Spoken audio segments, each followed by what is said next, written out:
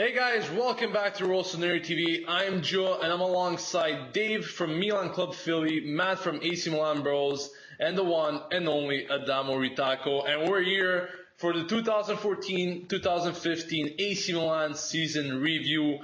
First of all, I'm pretty much gonna be giving an introduction of the season and pretty much signings that were made, how things pretty much went, and after that, we'll be covering a few things that we could expect in the near future, such as the transfer market and the new coach. So let's start off with how AC Milan approached this past season. First of all, they of course continued with this very familiar trend of signing free players such as Agazzi, Alex, and Menez, in which pretty much only one of these players ended up having a pretty influential season for Milan. And also the trend of loaning players pretty much continued, similar to what we saw last season. This season, of course, we acquired the great likes of Armero, Torres, and Van Ginkel. And on the last day of the summer mercato, we pretty much made the first purchase and the last purchase of that mercato, Bonaventura. Pretty much it was the only player bought if you don't consider the ones that were partially owned by Milan and ended up being bought out with the co-ownership deals. But yeah, those players pretty much include Poli, Saponara, and Rami. But overall, guys, a pretty disappointing summer mercato, to say the very least. And similarly, it was the same could be said about the winter, really, where Milan felt the pressure of making some signings after some very negative results. They acquired the likes of Alessio Cerci through a loan swap with Atletico Madrid, where Torres went their way and Cerci came towards Milan, as well as Destro, Paletta, Antonelli, and Bocchetti. Once again, many of them being on loan and not given a significant contribution to the team. Furthermore, this summer, of course, the big name change in the terms of head coach was made. Inzaghi was hired to replace Seedorf after having a very successful season with the Milan Primavera, winning the Viareggio Cup. And of course, he was given this chance by the management to be coaching Milan. And at his first press conference, he mentioned that it wouldn't be easy to bring Milan back to where they belong after having a very disappointing 2013-2014 season ending in 8th place. Making it the first time since 98-99 season that they hadn't qualified to either the Champions League or the Europa League. Now, guys, on this note, I would like to ask you a question that many Milanisti around the world, probably millions of Milanisti, ask themselves every day, and that is, who was at fault at this season? Was it the management? Was it the coach? Was it the players? Dave, let's start with you. It was all of the above.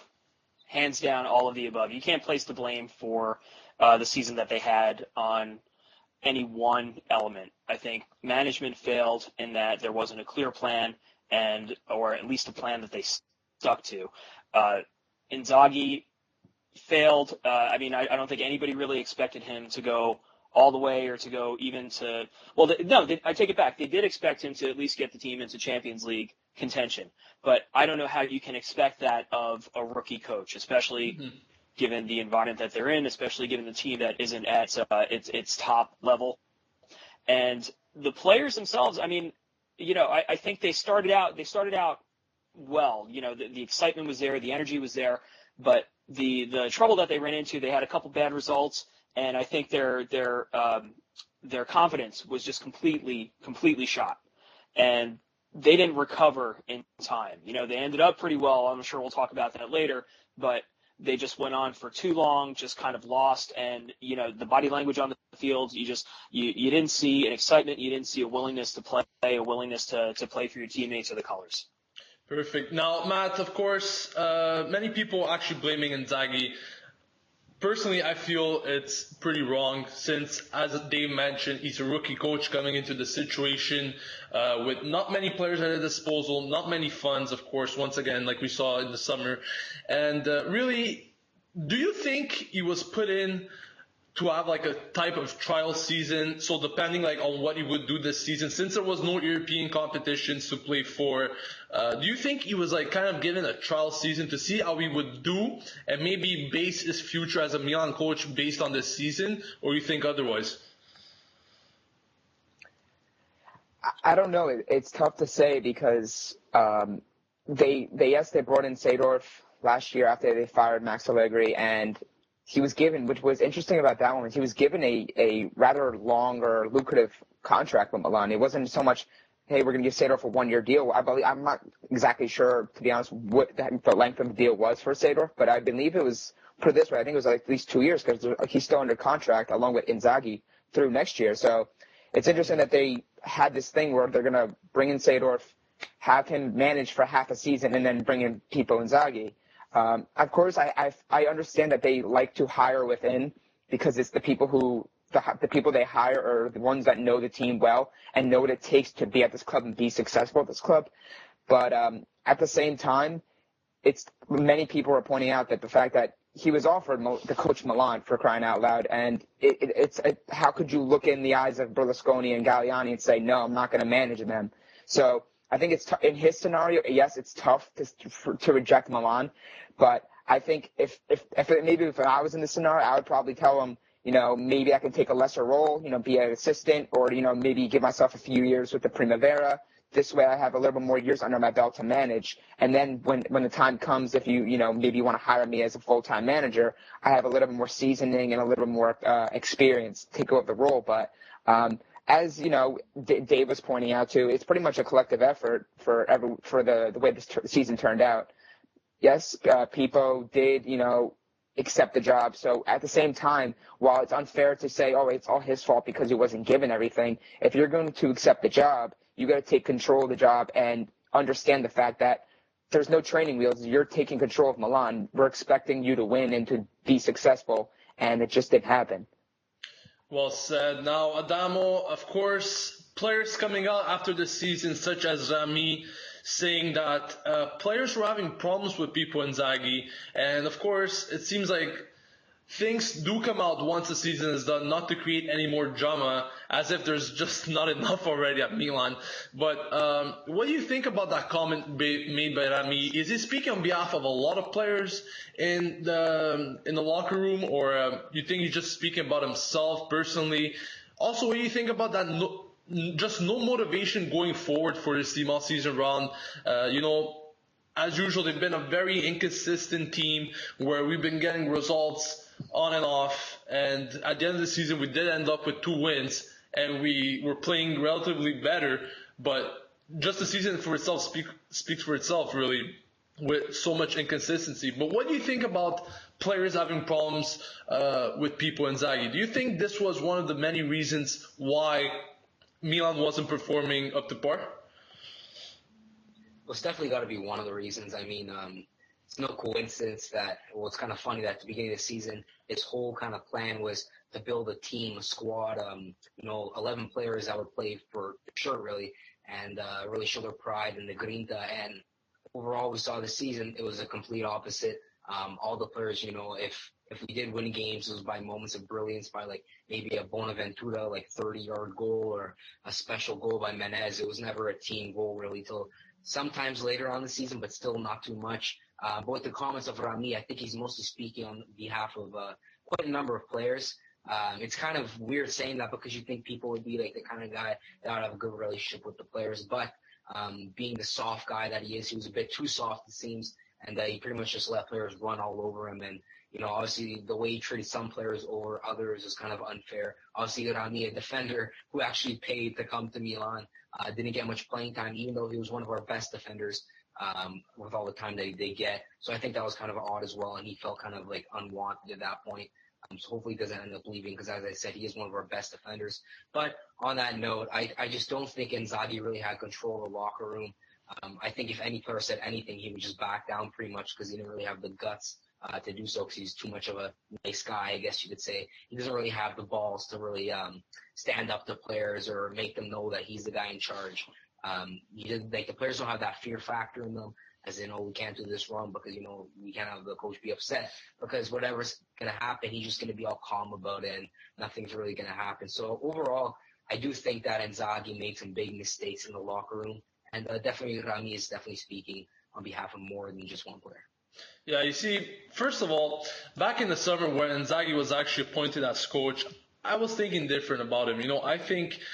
I thought he was going to be one of those coaches because we had seen it with the Primavera. Even though the experience wasn't there, you think he would be a great motivator. And even though at certain periods in the season you could actually say, okay, Inzaghi has been trying really hard to deal with these players, it's really based on form. And sometimes, just the results don't go your way. But it really wasn't like that. As I said, there wasn't any consistency. And it's hard to keep a group really compact and keeping them with that motivation going forward to reach Europa or Champions League for that matter. But what I was actually surprised, and I even think Inzaghi wasn't expecting this when he said it in the press conference, that it was going to be very hard to reach those European positions. But, he said that it was going to be hard after ending 8th in the previous season, but he actually managed to do worse in this season by ending 10th and only finishing with 52 points and 13 wins. Now, 13 wins in 38 games, guys, I don't know about you, but that's a very poor percentage. And, even though he's a coach with no experience, you still got to give him some stick for getting to that record overall. But moving on, guys, let's speak about some players. As I said, Rami having problems with the coach. But, there was also the issue of injuries. Now, I don't really want to blame it on injuries for what we have done this season, really poor results overall. But, for example, there were players such as El Shaarawy only making 18 appearances and scoring 3 goals in this season, or players like Montolivo, a captain that only plays 10 appearances in the season. Is quite strange to me, really. But that is what happened for this season. He got injured in, I think it was last year, where Stabia or something. Anyways, came back to the. It was team. at the World Cup. Yeah, the World Cup. Exactly. He just in a friendly before the World Cup. Yeah. Yeah. So afterwards, he was out for a big part of this season due to that injury.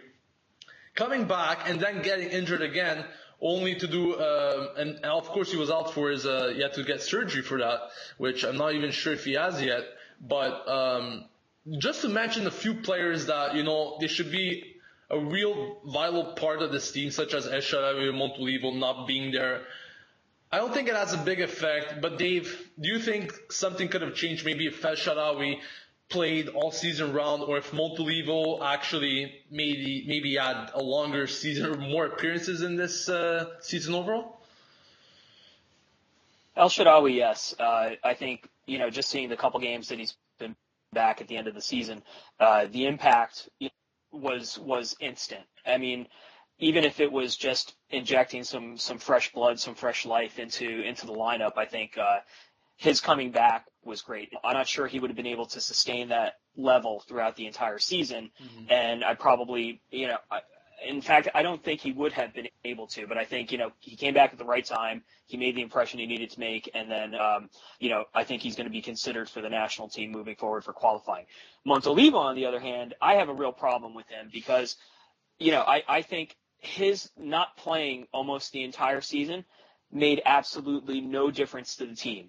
He was not a player that was missed, for better or for worse. I think, the few games that he was able to play, he, in my mind, did not make much of a difference at all. I think, at that point when you have a sustained period of time where your captain cannot be your captain, you need to select somebody and stick with it. I think Nigel de Jong should have been the captain this year, or Diego Lopez even, but as a first-year Milan player, I understand why Diego Lopez would not have been.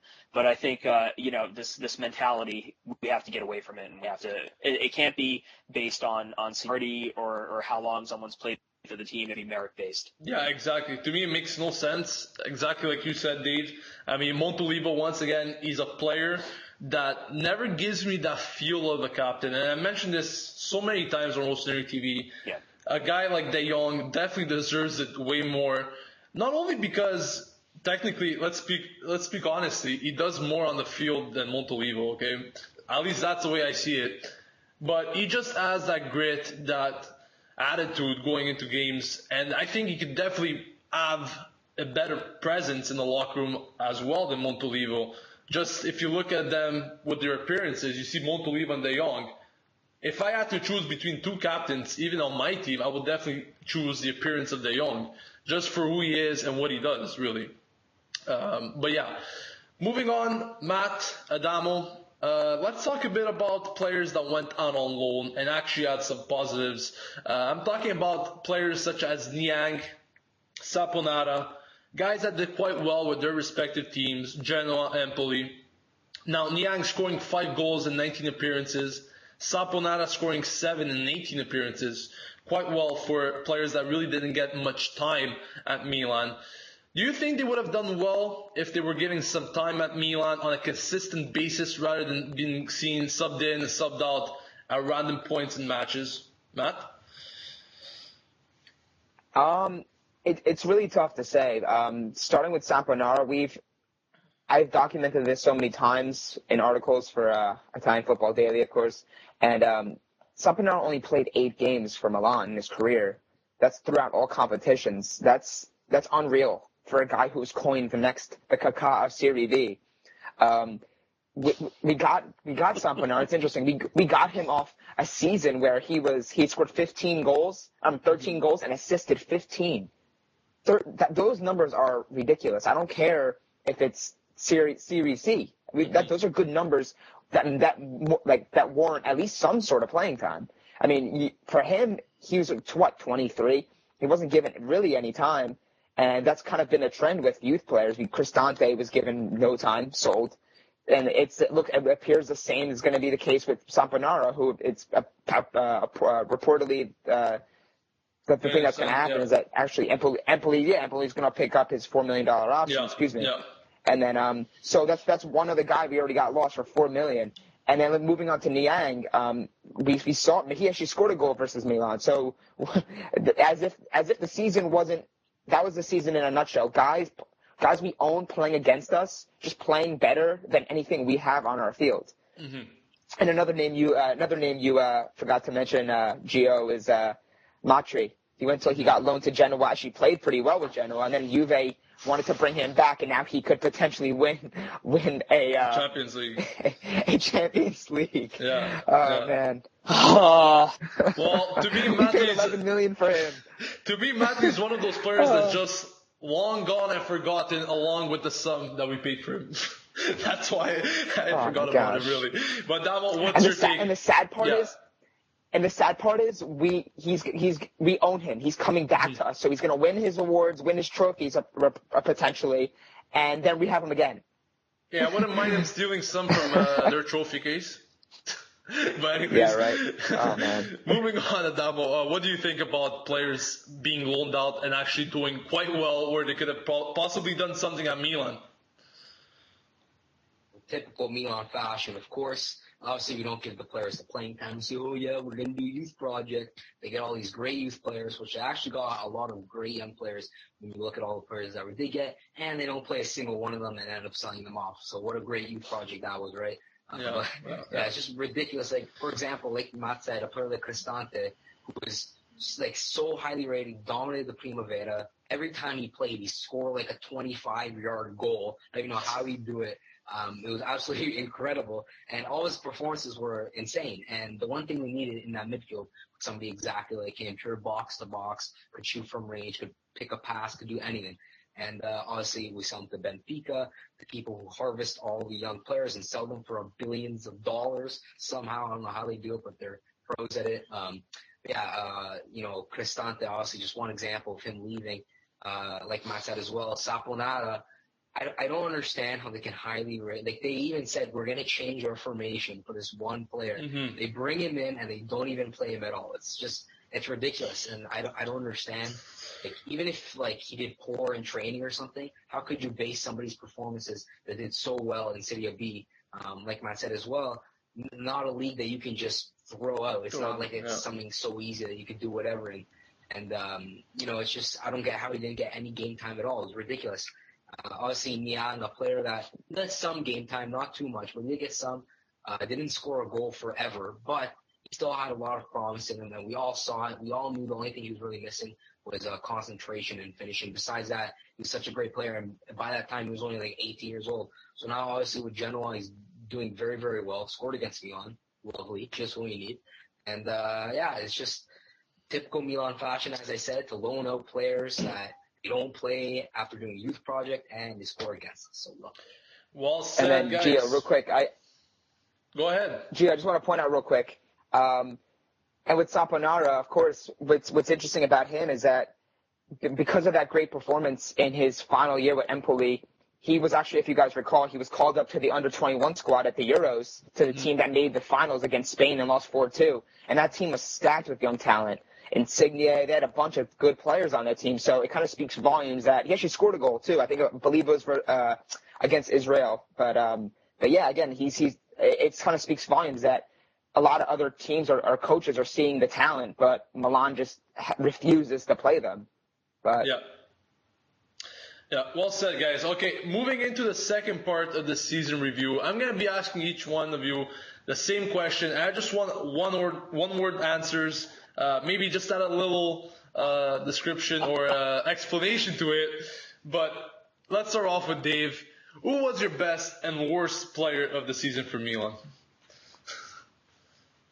Best was Diego Lopez, hands down. He saved more games than Milan probably should have won. Worst? Mexes for me. Interesting. And, when he's on, but for me, a player like that has no self-control, and to be at this level, you need to do better. Yeah. Matt? For best player, I'm going to second Dave's take, Diego Lopez. He saved us from further failure, of course, on many occasions, and his stats and his actual clean sheets don't justify that. Worst player, Andrea Poli.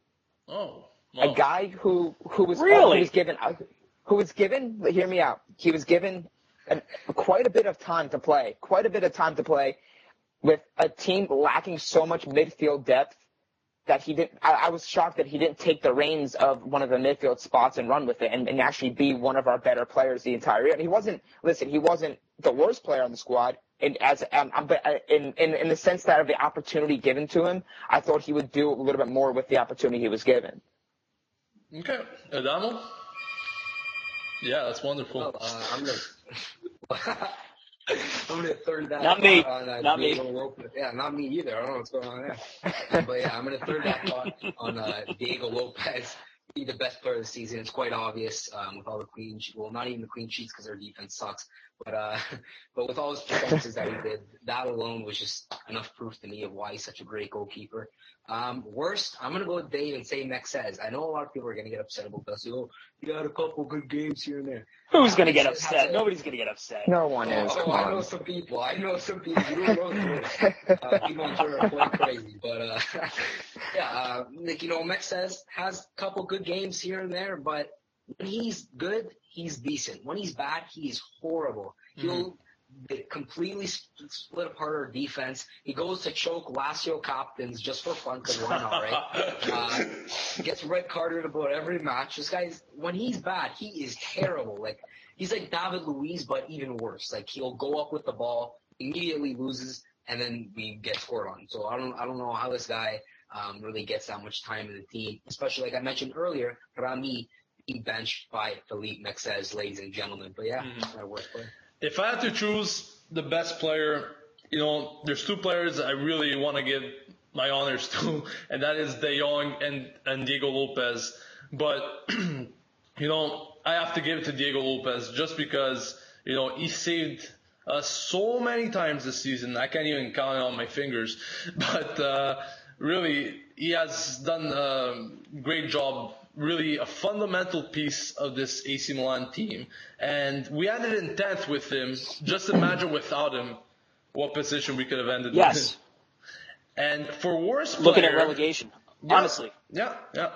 For worst player, I'm going to give it to a guy that probably, I don't even know if he could be considered one of our players anymore, since he kind of terminated his contract. Oh, no. But I'm going to give it to the one and only Sule Muntari. Yes, I said it because I don't even know what to say. I don't even know what to call him anymore, if he's a player or not. But, I just have to give it to him. What has he done?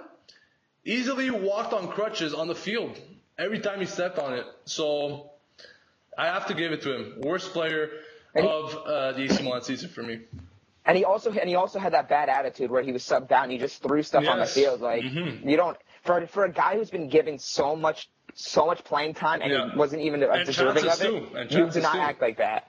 Yeah, exactly. Can I jump in real fast? All right, and I just want to take it back to one of the things that we were talking about earlier about speaking out against the coach. Meck says, with his he can't control his temper. Muntari throwing these little hissy fits like that and throwing water bottles when he's subbed out, doesn't want to be subbed out. Players talking about the coach in the media.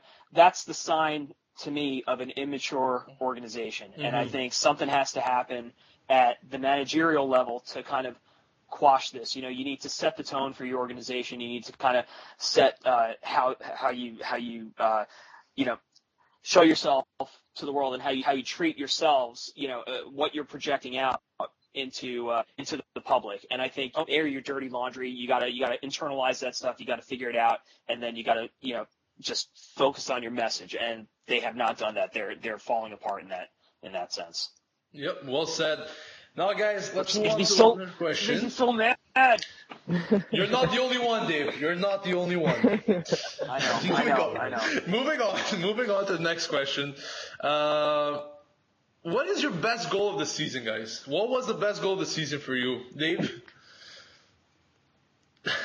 The Menez little heel flick thing. Yeah. I mean, that was amazing. Absolutely amazing. Same for me, actually.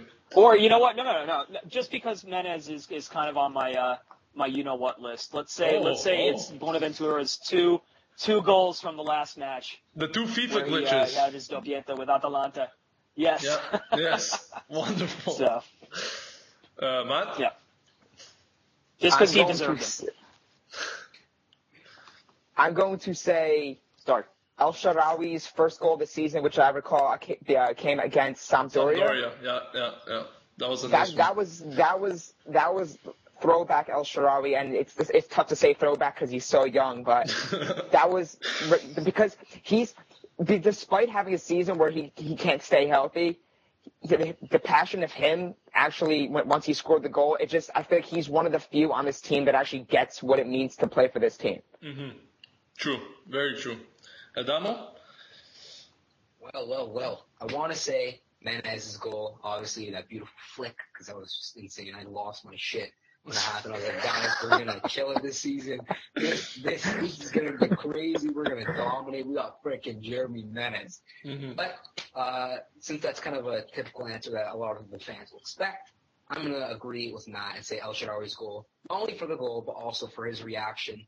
He was brought to tears just by that goal. It just showed you how much it means to him for, he's been out for so long, how much it really, he hates not playing for Milan. It's just his dream.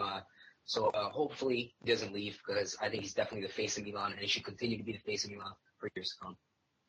Finally, guys, last question for you all. What was or who was your biggest surprise this season? Dave? Come back to me, please. Who was your biggest surprise of the season? No, send it to Matt. Let Matt answer first. I'll be in the lab. I don't know. Fine. Matt, go ahead. Biggest surprise of the season? I mean, I would probably say Menez, just because he was kind of thrown into that false nine role, and then from the jump, it was kind of really, really a suspect move. But of course, he had his best season of his career with Milan. In Serie A, rather. Excuse me. But if I had to do an honorable mention, Van Ginkel. Second half of the season, Van Ginkel was good for us. I don't know. I feel like he didn't play much in the first half, and he was very close to ending his loan at Milan. But I'm glad he stayed. He actually played really well for us in the second half. Interesting. Adamo? Well, I mean, you got to give it to Sule Muthadi. This guy, Oh, yeah. he's been off the rails. He's been killing it, But in all seriousness, go ahead. Yeah, he's the man. He's the man. If you think of the man, you think of Sule freaking Muthadi. But yeah, anyways, in all seriousness, I'm going to give it to the legend himself, freaking Jeremy Menez, just because obviously we all knew he was an okay player coming in. We thought he was actually going to be benched. We thought, he'll probably be playing on the right wing. He won't even be playing many games. Not that he was incredible. Obviously, he had all his wonder moments, but he wasn't much of a team player, and I wouldn't mind selling him later on, but we'll get to that later. But just the fact that I didn't think that a player that got so little chance would have scored so many important goals for us. Obviously, like I said, not team goals, but I didn't think he would do that in the first place. Mm-hmm. Dave, did you finally manage to think of someone? Yeah. I thought about it. I went through the lineup in my head, and it's not an easy answer for me. But I think the biggest surprise for me was Destro, because I expected more of him, and I think one or two kind of just bright spots, but for the most part, I was incredibly disappointed by what he's done in the Milan shirt. And I thought, here's a guy with a guy who's national team material, a guy who's coming from Roma with chip on his shoulder because he lost his place there. See what he can do for us, and it didn't quite pan out. So more of a negative surprise there for you. Yeah, right. Exactly. Yeah. What about you? I will have to go with Menez. When we first signed him, I really didn't think, let alone he would reach maybe 10 goals. And even though he was very selfish all season round, he kind of knew what he was doing, even though, as I said, many times he could have went for an easy option and just pass the ball to an open net or something. But I don't know. 16 goals for me is quite good. I mean, Balotelli last year, I think he reached 14. Or was it the year before? Anyways, 14. So, last year, yeah. So 16 goals Who? for Menez. I really wasn't expecting it. So, yeah. Even though most of them came on penalty shot. But, yeah. I would say Menez returned the favor on his transfer fee, right? Oh, wait. Never mind. Yeah. Never mind. Wow. All right. You knew the free transfer joke was going to come out at some point, right? Yeah, at some point. All right, guys. Let's head into the third and final part of this season review, where so many followers have been really tweeting us some questions that they would like for us to answer, mostly based on the future of our club. That is talking about transfer market and coach. So let's start off with Valley P13. He says, what players are the top 5 of your shortlist for Milan next season? And if not Ancelotti, of course, he said no to us yesterday. Who would it be? I know Mihajlovic, obviously, he's a step away from signing for us. But Dave, would you prefer someone else as coach? And who would you really think of names when it comes to top 5 shortlist? Or maybe just a couple of names. It doesn't have to be 5. I thought long and hard about this today with Mihajlovic, and for weeks now I've been saying that Milan needs to get back to basics. They need to check their egos at the door. They need somebody who's going to go in there and be a disciplinarian, who's going to be a drill sergeant. Conte is that kind of coach, but I don't think Conte is the right person for this job. Now, that said, Mihajlovic, I think, has a little bit of the kind of drill sergeant tendencies that a team like Milan right now can really benefit from. However, I also don't see him as a big coach. I see him more as kind of like a provincial coach, and I don't mean that with disrespect, but, Sampdoria is Sampdoria, Milan is Milan. And, you got to cut your teeth somewhere, so maybe this is an opportunity for him. But I think it's all going to come down to, if he's going to be supported by management in order, if he's going to get the team that he needs. I can't name 5 players to bring in, but you know what, I would love if Ibrahimovic comes back, and not just for the typical kind of, hey, get Zlatan the ball and he'll score. Mm-hmm. You want him to be part of a bigger project. So if he comes in with the right mix of other players that are, going to be there to set it up, not just for him, but for other forwards who can play in addition to him, I think, you have the start of something good here. Yeah. Next question comes from RMVS Gaming. He says, how much transfer budget do we have over the summer window? And honestly, the reports are that there is anywhere from 120 to 150, but you can subtract that to make it equal to 0, because honestly, I'm not sure how much transfer budget we have. It all depends on what the management's intentions are this summer. If they're willing to repeat the seasons of this past season, and the season before, by all means, they could go ahead and get some more free transfers. But they're actually willing to to go in and make a difference and actually try to reach that goal of European soccer or culture, for that matter. They got to invest. I don't know how much transfer budget, but I really think 120 million euros is really far away from what we will be spending this summer. Next question comes from Milanista for Life. How optimistic are you guys in this Mercato? Once again, as I mentioned, can we pull off some big, good signings? What do you think, Matt?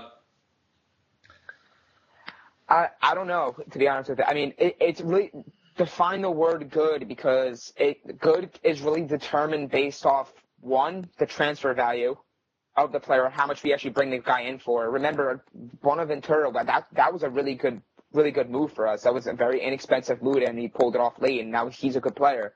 But I think it's really tough to say. I mean, I don't, we've been linked with Kondogbia, but the figures nowadays of soccer, it's tough to really, for at least for this current Milan, it's very difficult to expect us to match these offers of 30 and 35 million when we haven't done it. And I don't even know how long. I mean, I don't even know when's the last time we splashed more than 25 million. It may have been when we got Ibrahimovic. Yeah. Well, and that's for one player. Yeah, that's for one player. It's not exactly. making a difference. Yeah. Exactly. For sure, we could have done something else this summer, hopefully. But Adamo, next question's coming from Drew Brower. He's saying, if you could sign 2 players at AC Milan, have a realistic chance of attaining this summer, who would they be? Well, it's a tough question because all of that huge scenario of the transfer budget. Honestly, we thought Mr. B, Taichi Ball, he's going to come in, he's going to buy Milan. We're going to have all this money. Didn't happen. A very weird scenario there. I don't know what's going on. But it's, like I said, it's all depending on the transfer budget of what's more reasonable and what isn't. I think the big factor is who's going to want to come to Milan. Obviously, we got that big brand that we're AC Milan. Seeing how the management have been like, okay, we're going to do this, and they ditch the plan. We're going to do this, ditch the plan. Nobody wants to be a part of that. If you're not going to be in Europe, they at least want to have a futuristic plan where they're going to be in Europe in the future, at least if they're big name players. But realistic signings, I'm expecting more of, if let's say we do spend, I think it'd be on younger players. Because I don't think a player like, let's say, I don't know, let's just throw a random name like Hummels or something. He's obviously 100% not going to come to Milan. But let's say for a player of his caliber and his mindset and the trophies he's been to and won, I don't think he'd come, mainly because he can do much better. Yeah. Younger players are looking for a club that they can go to, get consistent playing time, and be a part of a project that actually makes sense. So if Milan can get a legitimate project, I think we would get players under 25-ish, still very, very highly rated players, like let's say for Kondogbia, for example, a very, very good center offensive mid that's young. Might cost a little bit, but that's my point. I think if we're going to be spending money, it's going to be on a bit more youthful players. And maybe something like Ibrahimovic, I would die for that, just for the fact that Ibra, he'll bring kind of like a fear factor to Milan. Perfect. The transfer window questions keep on coming, this time from Chris Kerr91. Dave, he says, should Milan cash in on Menez for the good of the team based on pretty much all the goals that he got this season? I'm pretty sure his transfer value went up by a bit. And also, is Zaza or Immobile, are they attainable players for this Milan team? The first question about Menez, I think absolutely. If there's any value that you can get from him, take it, because there's no guarantee that he's going to have that type of season again.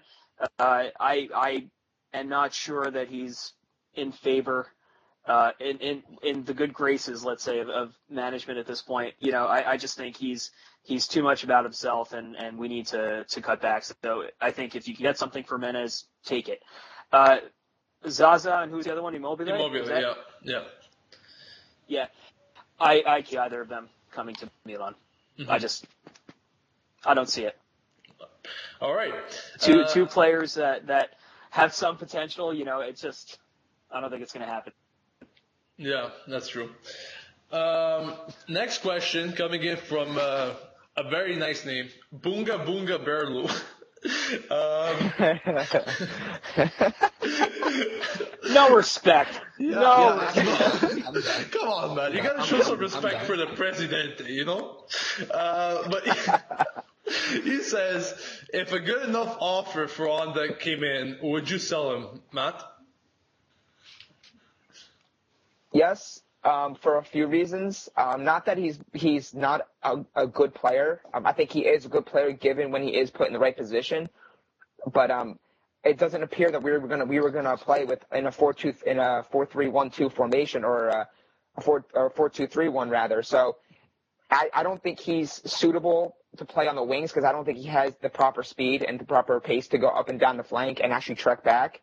But I think I'd sell him, given we get a fair offer for him. But it's kind of tough to say, because from what we saw in the beginning of the year, he was one of our top scorers. He was actually one of the top scorers in Serie A in the first month. Yeah, and if I recall, since maybe November, December, I don't think he scored another goal the rest of the year. Exactly. So I'd probably say you'd probably have to call it quits on him. I mean, we did get him for the classic free transfer. So anything's a profit at this point.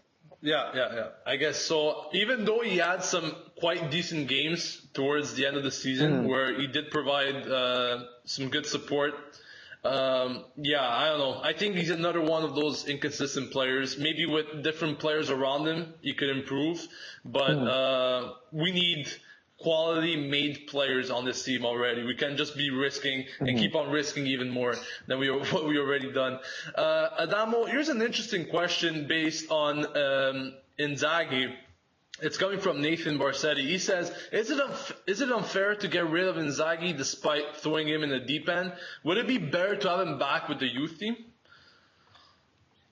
Well, I guess you could say it's kind of unfair in the sense that he got thrown in. You're not going to say no to AC Milan. You're not going to be a legend at the club, want to become a coach, and then AC Milan comes knocking on your door. You're not going to say no. I don't think any of us would say no, even if they asked me, just because I'm not as qualified. I wouldn't say no.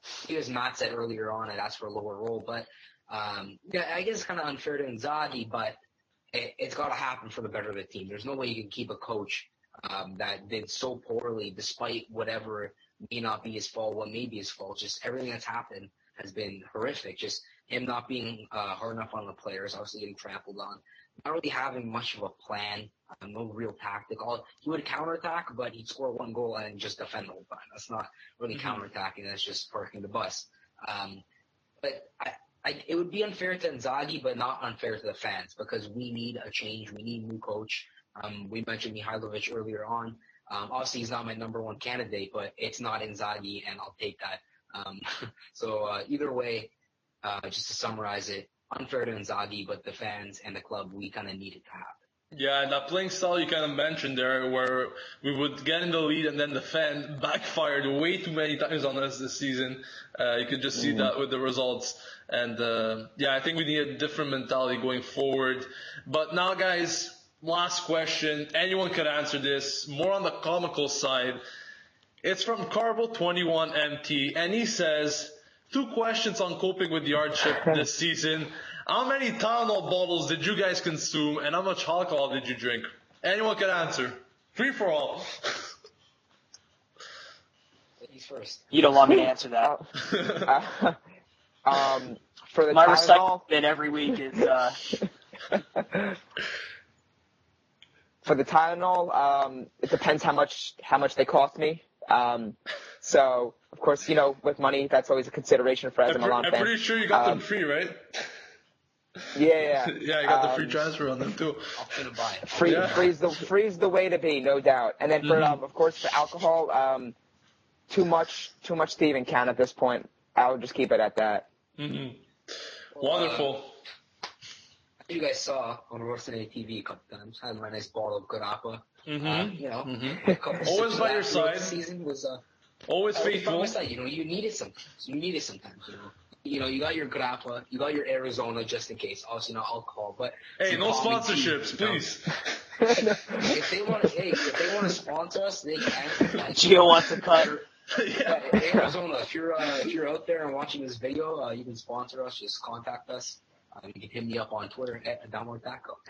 Anyways, I consumed a little bit of grappa.